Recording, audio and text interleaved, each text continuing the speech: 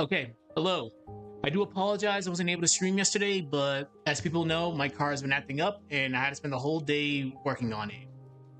I'm not gonna be streaming that long today because I actually need to get back out there or else I'm gonna lose sunlight soon, but I need to actually make sure I actually stream something today. So let's get to it. Again, I do apologize. IRL sucks at times. It really does.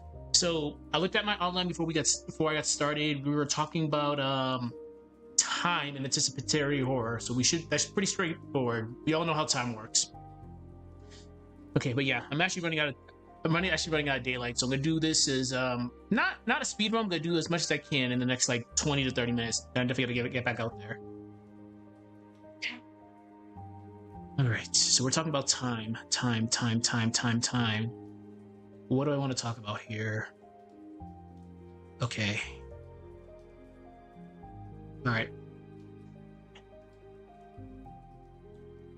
Horror, time.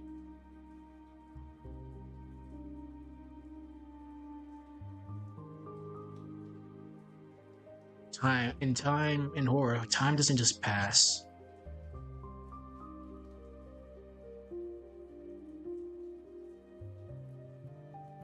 Oh, okay, so I got something. So let's just say you're in a very like dire situation in a horror game. Time feels like it's just going on forever. Then when you're actually done with that ordeal, you come to realize that damn, only like a couple minutes have passed. It felt like 10 minutes felt like 3 hours. We've all been in that position before. So in horror, time doesn't just pass. Every second lingers. Every second lingers. Every second lingers longer than it should.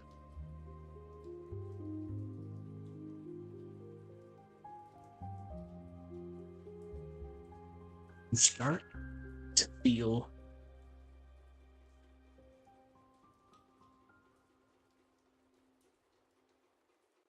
the weight of every pause,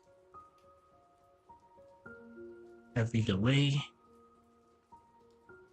Actually, I'm in the mood for Resident Evil music today. Give me one moment.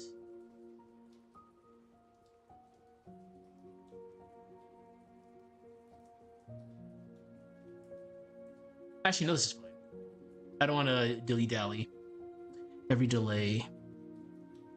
Every second lingers longer than it should. You start to feel the weight of every pause, every delay, and every silence. And every silence.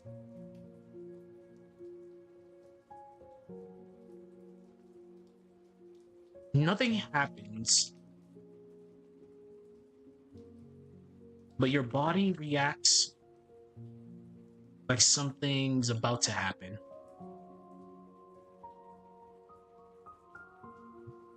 I looked at my outline earlier, as mentioned, so we're about 70% done with this. So this again is looking like it's gonna be like probably like a 40-minute video on top of the horror analysis movie that I'm gonna do on top of this.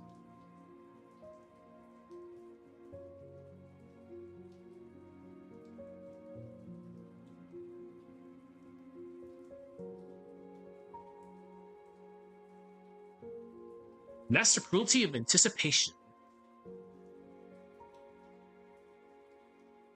Wow.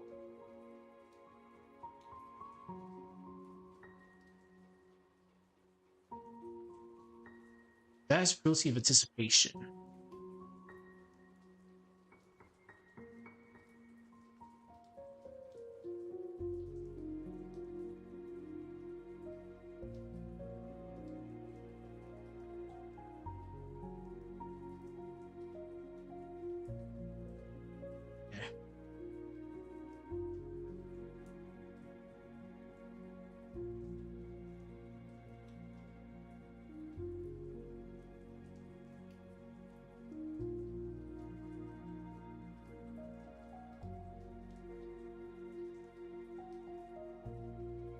We don't need to go that in depth into this. I'm just trying to think what I should add here.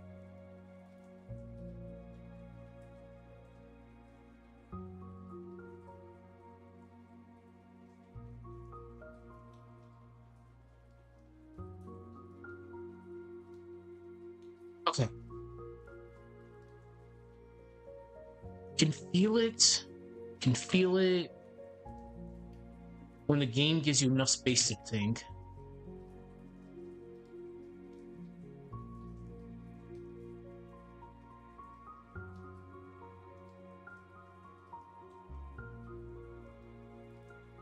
And again, just because I'm writing something, it doesn't mean it's gonna be in the final narrative. I over like extend when I come to writing narratives. Then when I'm doing my last pass on this, I keep what I feel what we actually need.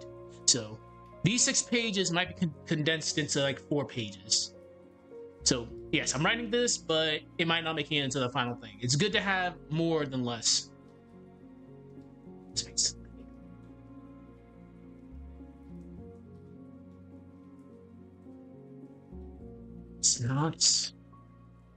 It's not much, but your mind starts spinning.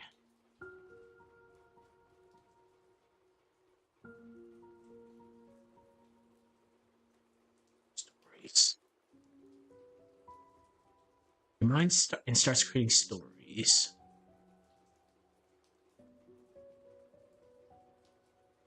Let's give an example.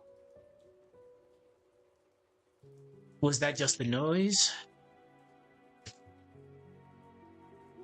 That doesn't happen often just because everything is, well, at least I would say like 80% of games nowadays give you like indicators like that something's about to go down. Like if you went to a room and there's no like music or audio, or if the camera just pans out, if the camera pans to windows, you know, oh shit, the windows might actually burst. Resident Evil is very notorious for that. Was that just a noise?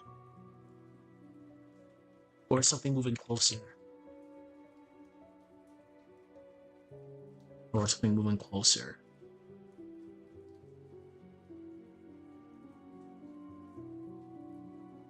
Because it's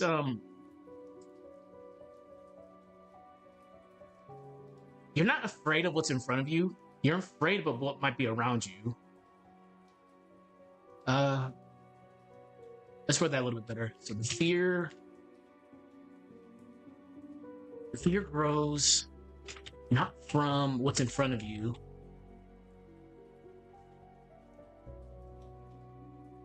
not what's in front of you, but what might be there. Okay, let's see what we got so far. In horror, time doesn't just pass. Every second lingers longer than it should. You start to feel the weight of every pause, every delay, and every silence. Nothing happens, but your body reacts like something is about to happen. That's the cruelty of anticipation. You can feel it when the game gives you enough space to think. It's not much, but your mind starts spinning and creating stories. Was that just the noise, or is it something moving closer? That fear is not from what's in front of you. That fear grows not from what's in front of you, but what might be there. Okay. This is good. Alright, let's save this. What do we want to do now?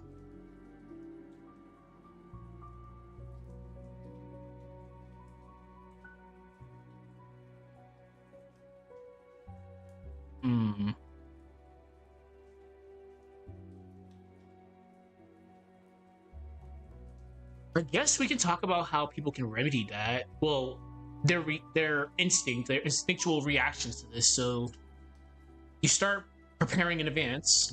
Well, no, you start planning ahead. You start planning ahead. You start planning ahead because you want to stay one step ahead of things. Trying to stay one step ahead. But you can't see it though, so you're trying to stay ahead of something you can't even see. You start planning ahead, trying to stay one step ahead of something you can't even see. See, but that's not the way to go about things because that breaks you down instantly. That kind of thinking breaks you down because you start getting paranoid.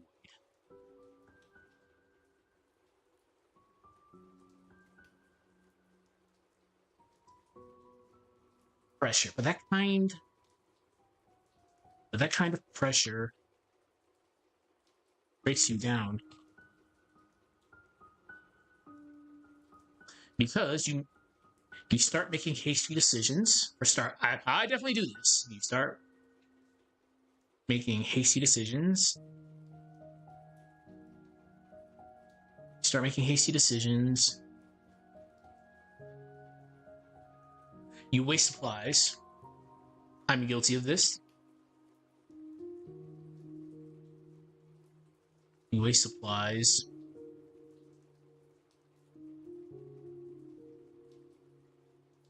And you make mistakes because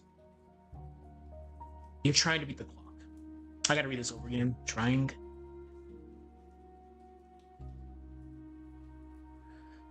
But that's when the pressure breaks you down. You start making hasty decisions. You waste supplies and you make mistakes because you're trying to beat the clock.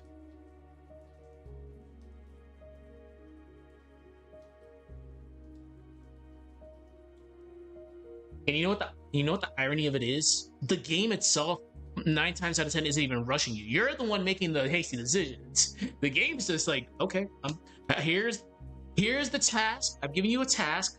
Deal with it. And you're like, oh no, I gotta speedrun this task, but no one said you have to speedrun it, but okay, that's all on you. And the worst part,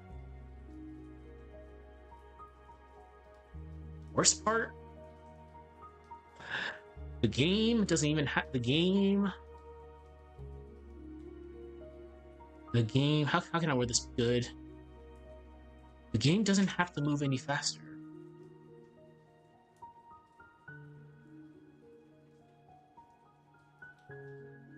The game doesn't have to move any faster.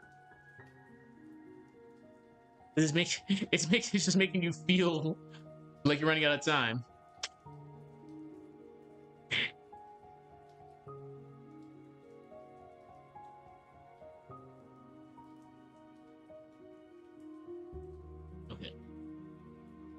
Okay, let's do this again. In horror, time doesn't just pass. Every second lingers longer than it should. You start to feel the weight of every pause, every delay, and every silence. Nothing happens, but your body reacts like something is about to happen.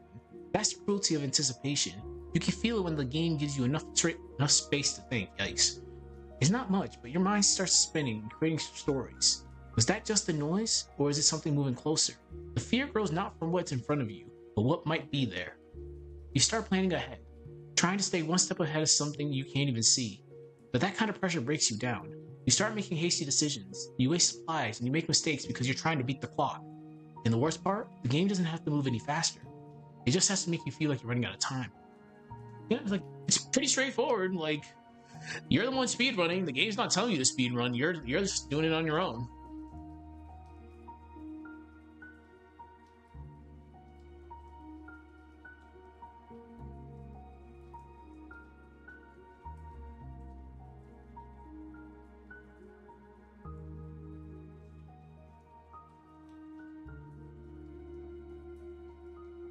And I do apologize, but I do have to get back to working on my car because I need my car. So we got a good amount done in these few minutes. I'm talking about running out of time, and here we go. Me kind of speedrunning this because sun's going down soon. But this is a pretty self-explanatory section. It's just about time and anticipatory fear. Okay.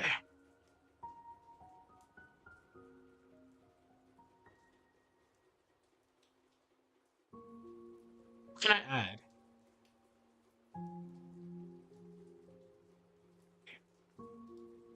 That's how horror messes with your mind. No, that's how horror plays with time, actually. That's how horror plays with time. That's how horror plays with time.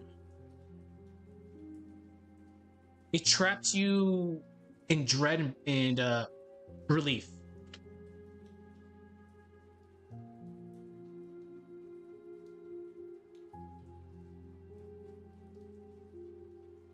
It traps you within dread and relief.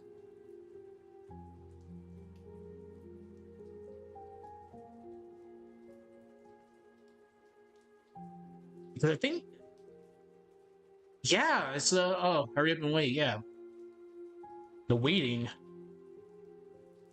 hurts more than the moment. You're just waiting for something to happen. It just doesn't want to happen. Yeah, that's yeah, that sucks. So, but no.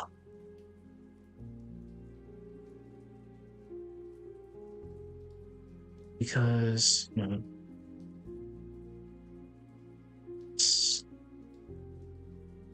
the scare finally happens, when the scare finally happens, when the scare finally happens,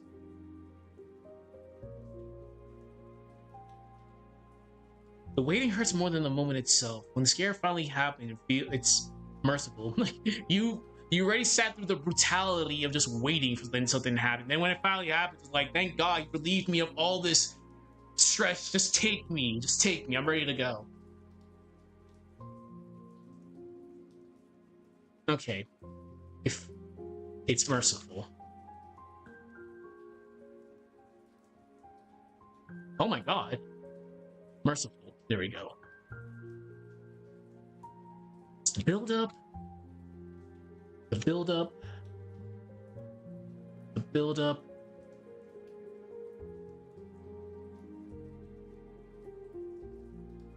Build up. And the eventual.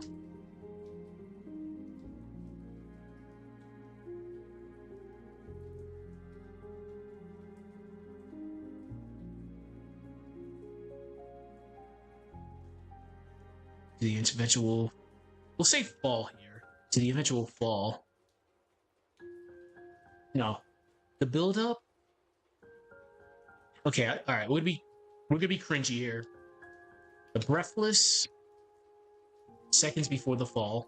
Oh yeah, we're being cringy tonight. That's where the true horror is. No, that's where fear lives. What the fuck? That's where fear lives.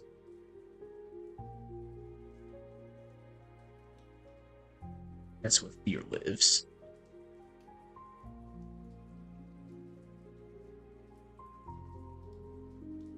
Yeah, we really didn't have to do much with this one because this was really self-explanatory. And when the game world goes quiet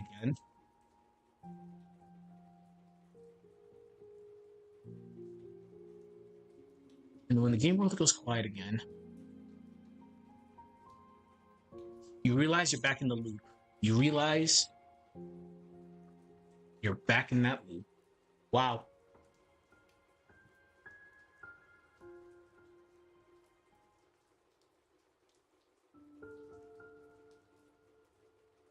Back in the loop. Back in that loop.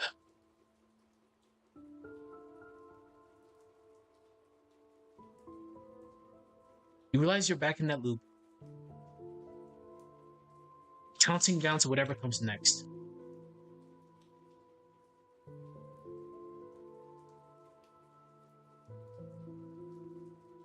Okay, alright. In horror, time doesn't just pass. Every second lingers longer than it should. You start to feel the weight of every pause, every delay, and every silence. Nothing happens, but your body reacts like something is about to happen. That's the cruelty of anticipation. You can feel it when the game gives you enough space to think. It's not much, but your mind starts spinning and creating stories. Was that just the noise, or is this something moving closer? Excuse me. The fear grows not for what's in front of you, but what might be there. You start planning ahead, trying to stay one step ahead of something you can't even see. But that kind of pressure breaks you down. You start making hasty decisions. You waste supplies, and you make mistakes because you're trying to beat the clock. And the worst part? The game doesn't have to move any faster. It just has to make you feel like you're running out of time. That's how. This is why we proofread.